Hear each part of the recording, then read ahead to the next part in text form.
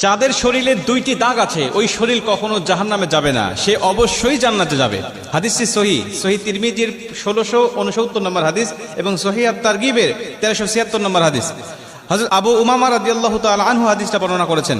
রাসূল সাল্লাল্লাহু আলাইহি ওয়াসাল্লাম বলেন, যাদের শরীরে দুইটা দাগ আছে এবং যাদের শরীর থেকে 2 ফোঁটা তরল পদার্থ নির্গত হয় ওই শরীর কখনো জাহান্নামে যাবে না, সে অবশ্যই জান্নাতে যাবে এবং আল্লাহ পাকের কাছে এই শরীরটা সবচেয়ে প্রিয় শরীর। রাসূল সাল্লাল্লাহু আলাইহি ওয়াসাল্লাম বলেন, 1 নম্বর দাগ হলো যে ব্যক্তি জিহাদের ময়দানে আল্লাহকে খুশি করার জন্য, আল্লাহর দ্বীন কায়েম করার জন্য অথবা আল্লাহর সন্তুষ্টির জন্য যে ব্যক্তি বাতিলের মোকাবেলা করতে গিয়ে শত্রু পক্ষের আঘাতে তার শরীরে ছোট্ট একটা দাগও যদি বসে যায়, এই দাগটা কিয়ামতের ময়দানে সুপারিশ করে বা এই দাগটা থাকার কারণে কিয়ামতের ময়দানে আল্লাহ পাক তাকে জান্নাতে দিয়ে দিবে। নবীজি সাল্লাল্লাহু আলাইহি ওয়াসাল্লাম বলেন, 2 নম্বরে ফরজ ইবাদত সমূহের কোন একটি দাগ যদি তার শরীরে দেখা যায়, যেমন নামাজ পড়তে পড়তে সেজদা দিতে দিতে কপালে